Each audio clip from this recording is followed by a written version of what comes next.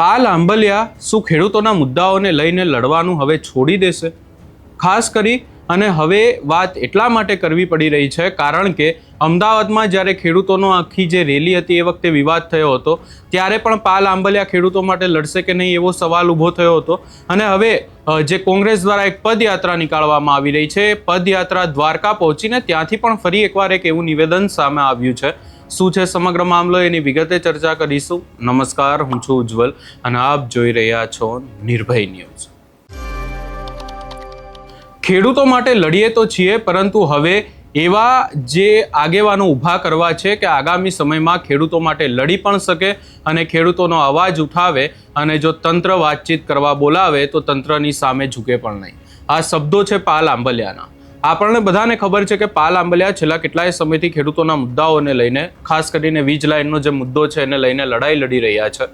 આ તમામ ચર્ચાઓની વચ્ચે હવે દ્વારકામાં પાલ આંબલિયા દ્વારા ફરી એકવાર એવી વાત કરવામાં આવી.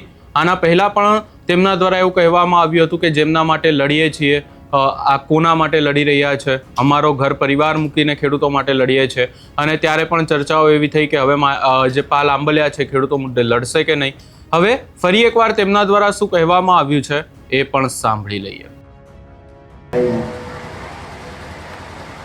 અમારી લડાઈ આ છે કે ગુજરાતના ખેડૂતો, જેને બોલવું છે ખેડૂતો માટે, જેને લડવું છે ખેડૂતો માટે, એવા પરબતભાઈ જેવા યુવાનોને બહાર લઈ આવી અને ધીરે ધીરે બોલતા કરીએ, લડતા કરીએ અને એક આવનારી નવી પેઢી તૈયાર થાય કે જે ખેડૂતો માટે લડે અને બોલે.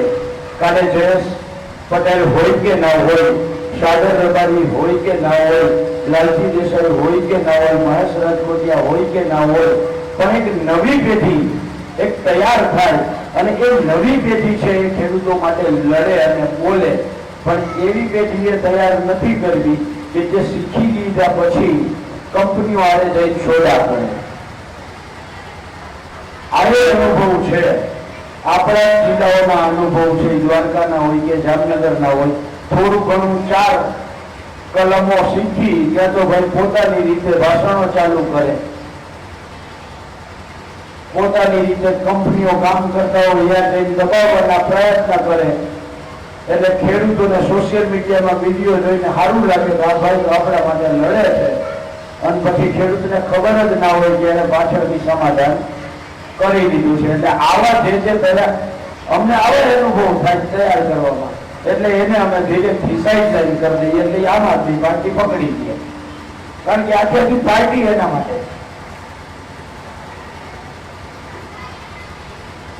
એટલે અમારી લડાઈ છે અને સાચી લડાઈ. કોઈ એક મુદ્દો છે ને, એ મુદ્દો આંદોલન નથી હોતો, એ મુદ્દો જ હોય છે. આંદોલન એ છે કે જે પેંધી ગયેલી સરકાર છે, જે સત્તાના નશામાં છે, મદમાં છે, અને એને તમારે માત કરવી હોય તો રાતોરાત ન થાય. એને માત કરવા માટે, કારણ કે ક્રાંતિ છે અને ક્રાંતિ કોઈ દિવસ રાતોરાત થયો જ નથી. ને આ 30 વર્ષની જે આપણે હકીને દીધા ધર્મના નામે, જ્ઞાતિના નામે, જાતિના નામે, એટલે એ જે રીતે અત્યારે મદમાં છે, નશામાં છે, એને માત કરવી હોય તો લાંબા ગાળાની તૈયારી રાખવી પડે. લાંબા ગાળા માટે આખી એક લડાઈ ટીમ ઊભી કરવી પડે, અને આ આંદોલન અમારું છે. અને એટલે પદયાત્રા કરીએ છીએ. પદયાત્રામાં પરબતભાઈ જવાન, સત્યમભાઈ જવાન, ભરતભાઈ જવાન, અમારી દ્વારકા તમે આવશો, કૃષ્ણા કરીને દીકરી આવશે, 10મા ધોરણમાં ભણે છે. એ દીકરી અમે જયારે ભજવાડીથી પહેલું જ ગામ ગેડી આવ્યું ત્યારે આવું ગાણું લગભગ થઈ ગયું હતું માણસ, બરાબર ને? આવા કારણે એ દીકરી ચાની કીટલી લઈ એની 3 બેનપણીઓ અમે અડધો કિલોમીટર આગળ વયા ગયા હતા. ચાની કીટલી લઈને ચા આપવા આવી. ચા પીતા પીતા એમને થોડી ચર્ચા કરી તો મને એવું લાગ્યું કે દીકરી તો ખૂબ હોશિયાર છે.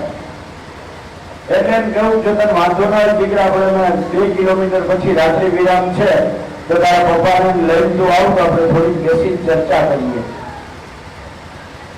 અને તમને અમે એમ કહું છું, પ્રશ્ન હોય તો પૂછો, એની જગ્યાએ ઓલી છોકરી ચા દેતા દેતા પ્રશ્ન પૂછતી હતી, શું કામ તમે નીકળ્યા છો? આ તમારા હાલવાથી સરકાર માની જાય ખરી? એટલે મને એવું લાગ્યું કે છોકરીમાં કઈક તત્વ પડેલું છે. એને રાત્રે અમે બોલાવી, પછી હારે જયમાં અને પછી ઓમ લાલજીભાઈ અમે બધા મહેશભાઈ અમે અહીંયા બેઠા ચર્ચા કરી અને એને કહ્યું કે કાલે તારું એક ઇન્ટરવ્યુ કરવું છે. અમારા શક્તિભાઈ એનું ઇન્ટરવ્યુ કર્યું છે જ ઓલરેડી સોશિયલ મીડિયામાં. એ દીકરીને અમે કહ્યું છે કે દ્વારકા આવીએ ને ત્યારે તારે બોલવા આવવાનું છે. 10 વર્ષની દીકરી અંદરથી ખેડૂતોની આવી આ જે અંદર તત્વ પડેલું છે એમાં તત્વને શોધી અને એને સામે મૂકવા, જેથી કરીને રાજકારણ શબ્દની જગ્યાએ પાછી રાજનીતિ આવે. રાજકારણ અને રાજનીતિ વચ્ચે બહુ મોટો ફરક છે, જેને સમજાય એના માટેની વાત છે. કારણ આપણે આને શબ્દ એવો જ વાપરીએ છીએ, રાજકારણના છે, ભરોસો ના જ હોય રાજકારણ થવાનો. રાજનીતિજ્ઞનો ભરોસો હોય. આ તમને કઈ જાય કઈ તને વાંચે કરે કઈ. અને આજકાલ તો જમાનો એવો આવી ગયો છે કે દેશના વડાપ્રધાને બોલી બદલી ગઈ. દેશના કૃષિ મંત્રી સંસદમાં એમ કહ્યું, ગઈ સંસદની આગલી સંસદમાં એટલે 1 વર્ષ પહેલા કે કેસીસી પાક ધિરાણ જે છે ખેડૂતોનું એ 5 લાખ સુધી આપવામાં આવશે. હજી મળે 5 લાખ મળે કોઈ? આપણા રાજ્યના કૃષિ મંત્રી અને આ વિસ્તારના ધારાસભ્ય ભાઈ હેમંતભાઈ વિધાનસભામાં પ્રશ્ન કર્યો નેનો યુરિયા બાબતે. રાજ્યના કૃષિ મંત્રીએ જવાબ એવો આપ્યો કે જો કોઈ ફરજિયાત નેનો યુરિયા આપશે તો એને જેલમાં મોકલવામાં આવશે. આપણે જોયો કોઈ જેલમાં જાય? તો દેશમાં લોકશાહીનું સૌથી મોટા મંદિર વિધાનસભા અને સંસદ, એની અંદર રાજ્યનો અને દેશનો કૃષિ મંત્રીને બોલીને બદલી જાય તો આની સામે તો શું કહેવાય? એના બોલ ઉપર, એના શબ્દો ઉપર ભરોસો કેમ કરવાનો? શક્તિભાઈ એની વાતમાં શરૂઆત કરી સમાજની, અને સમાજ પૂછ્યો. હું સમાજવાદમાં માનવા વાળો માણસ જ નથી.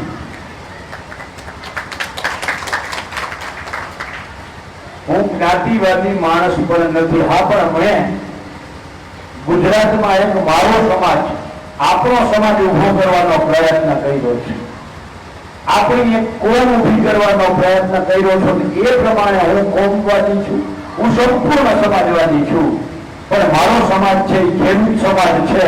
મારી કોમ છે એ ખેડૂતની કોમ છે. મેં કોઈ દિવસ ક્યારેય નથી વિચાર્યું કે પટેલનું ખેતર છે અથવા તો પટેલનું ગામ છે કે આ ક્ષત્રિયનું ગામ છે, આ કોળીનું ગામ છે. મેં કાયમી એ વિચાર્યું છે કે ખેડૂત તરીકે જોયો છે. અને એટલે અમારી આખી ટીમનું એક સૂત્ર છે, મારી જ્ઞાતિ ખેડૂત, મારી જાતિ ખેડૂત, મારો ધર્મ ખેડૂત અને મારો પક્ષ ખેડૂત. અને ખેડૂત સમાજના છીએ, ખેડૂત કોમના છીએ.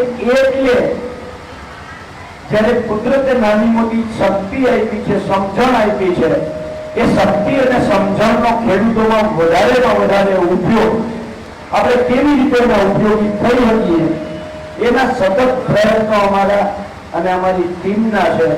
તમારી દીકરી ઘણી વાર રાત્રે વિડીયો કોલમાં ખીજાઈ લે, આને 2 દી પછી આવ્યું છું. ઘણી વાર એમ કે અઠવાડિયું થઈ ગયું, કેથી ઘર યાદ તો છે ને ઘર તમને. એટલે આવું પણ જયારે તમે નક્કી કર્યું છે કે કંઈક કરવું છે, કંઈક લડવું છે, તો પછી આવો નાનો મોટો અને મને પરિવાર તરફથી સૌથી વધારે સહકાર છે. અને જેટલા જંગલ પરિવારમાં દાયરો બેઠો છે ને કહેવા માંગુ છું, તમારી દીકરી ખીજાય છે એની સામે જયારે અમદાવાદમાં જે કંઈ ન બનવાનું બન્યું, આમ આદમી પાર્ટીની આખી ટીમે જે આખું સ્ટન્ટ કર્યું, ગુજરાતના ખેડૂતોનું પાપ કર્યું, અને માનસિક રીતે હું થોડોક હતાશ થયો, નબળો પડ્યો, ત્યારે સૌથી પહેલા જો કોઈ તાકાત આપવાનું કામ કર્યું તો એ તમારી દીકરીએ જ કર્યું છે. ઘરનો સાથ સહકાર ના હોય, કુટુંબનો સાથ સહકાર ના હોય તો કોઈ માણસ કઈ ના કરી શકે. એટલે આ અમારી લડાઈ છે અને એ લડાઈના ભાગરૂપે છેલ્લા 6 મહિનાથી આ વિચલનોના પ્રશ્નોને લઈ અને અમે જયેશભાઈ, મહેશભાઈ, લાલજીભાઈ, જિજ્ઞેશભાઈ અને આખી આ ટીમ 19 ડિસેમ્બર 2025 ના દિવસે પહેલા કચ્છ કલેક્ટર પાસે ગયા હતા. એનો વિડીયો તમે બધાએ જોયો છે. 19 ડિસેમ્બર પહેલા ગુજરાતમાં આ જ વીજ થાંભલાના રૂપિયા 50,000, 60,000 થી ચાલુ કરી 2.5, 3 લાખ, 8 લાખ, 10 લાખ સુધી આપવામાં આવતા હતા કંપનીઓ દ્વારા. આજે એ જ કંપનીઓ વાળા ખેડૂતને સામે બોલાવીને 765 kVની લાઈન હોય તો 30-35 લાખથી ચાલુ કરી અને 50-60 લાખ સુધી સામેથી ઓફર કરવા લઈ ગઈ છે. આ અમારી 6 મહિનાની લડાઈનું પરિણામ છે. પણ અમે બહુ સ્પષ્ટ છીએ કે જેવી રીતે દક્ષિણ ગુજરાતમાં અમારા ટીમના સાથી ભાઈ જયેશભાઈ પટેલે લડાઈઓ કરી અને દક્ષિણ ગુજરાતમાં આ જ વિચલન જે આપણે અહીંયાથી નીકળે ત્યાં જાય તો અહીંયા 762 kVના 74 લાખથી 1,74 લાખ રૂપિયા આ જ કંપનીઓ આ જ લાઈનમાં આપે અને આપણે અહીંયા 8 લાખ ને 10 લાખમાં સમાધાન આપણે જ કરી દઈએ છીએ. આપણે મોટામાં મોટી નબળાઈ જે ઘણીવાર ઘણા બધા લોકોએ પ્રશ્ન પણ પૂછ્યો છે કે પાલભાઈ દ્વારકામાં કેમ નથી લડતા, તો એનો જવાબ બહુ સ્પષ્ટ છે. દ્વારકામાં મોટા ભાગે કોન્ટ્રાક્ટરો દ્વારકાના છે. મોટા ભાગે કોન્ટ્રાક્ટર ત્યાંના હોય એટલે લોકલ આગેવાનોના માધ્યમથી આપણે કોઈ મુદ્દો આપણે ઉઠાવીએ, એમાં લડાઈ કરવા જઈએ અને ધીરે ધીરે લડાઈ જામે તો કોન્ટ્રાક્ટર લોકલ આગેવાનને કહી અથવા તો આપણા એના ક્યાંક ને ક્યાંક પાછા આપણે તો આડાવડા હગા ક્યાંક ને ક્યાંક નીકળતા જ હોઈએ એટલે હગાવાળાના તાણાવાણા ગોઠવી અને ખેડૂત એમ કે 25 લાખ માંગતો હતો અને હવે એને 9 લાખ થયા છે, હવે મારે લડવું નથી. એટલે ઈ બેહી જાય એટલે અમારા જેટલા વિરોધીઓ છે એ માર્કેટમાં મેસેજ ફેલાવે કે પાલભાઈએ સેટલમેન્ટ કરી દીધું. હકીકત કોઈ નથી ખબર પડવાની કે કોન્ટ્રાક્ટરે ક્યાંથી ક્યાં છેડા અડાડ્યા છે, ખેડૂતને બેહાડી દીધો છે. મને મોટા ભાગના 8 થી 10 કેસમાં આવું થયા પછી લડવાનું એના માટે, એને વધારે રૂપિયા મળે એના માટે અને બદનામી ભોગવવાની આપણે.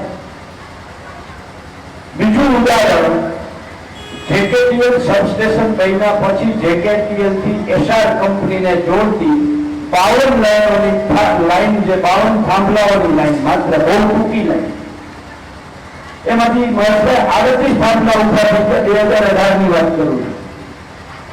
38 થાંભલા ઉભા થઈ ગયા, તાર ખેંચવાના બાકી હતા. પાછળ 14 ખેડૂતોએ સંપર્ક કર્યો પર અમે કોઈ કાળે થાંભલો નાખવા દેવામાં નથી. એટલે મેં તો કહ્યું તો હવે 14 આવો એક દિવસ ભેગા થઈ ગયા, બેઠા નથી કહ્યું તારવાળા બોલાવો, તારવાળા એટલે અમારી સંખ્યા 125 જેવી થઈ. એમાં લડાઈ કરી તો ધીરે ધીરે જેના ખેતરમાં થાંભલા ઉભા થઈ ગયા હતા એના બદલે આવી ગયા હતા એવા ખેડૂતો અમને તો 1,20,000 થાંભલો ઉભો થઈ ગયો, 70,000 થાંભલો ઉભો થઈ ગયો. વધારેમાં વધારે એમાં 3.5 લાખ રૂપિયા કાકાભાઈ સિંહણના એક મુસ્લિમ ભાઈને મળ્યા હતા, બાકી કોઈને નહીં. વધારે વધારે 5,000. એટલે તમે અમારા ભેગા જોડાવો, અમે તમને કોઈ પ્રોમિસ નથી આપતા, પણ જો આમાં કંપની સમાધાનમાં બેસે તો તમારી વાતે અમે મૂકશું. એ રીતે અમે લડાઈ લડ્યા અને કંપનીને ઝૂકવું પડ્યું.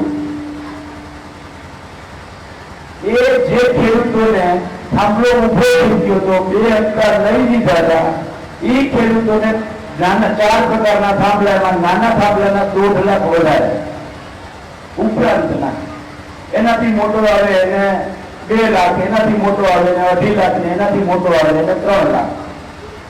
જો તો થાંભલો ઉભો થઈ ગયો, 2 હપ્તા લઈ લીધા, પછી 1.5 લાખથી લઈ અને 3 લાખ સુધીનો વધારો એને મળ્યો.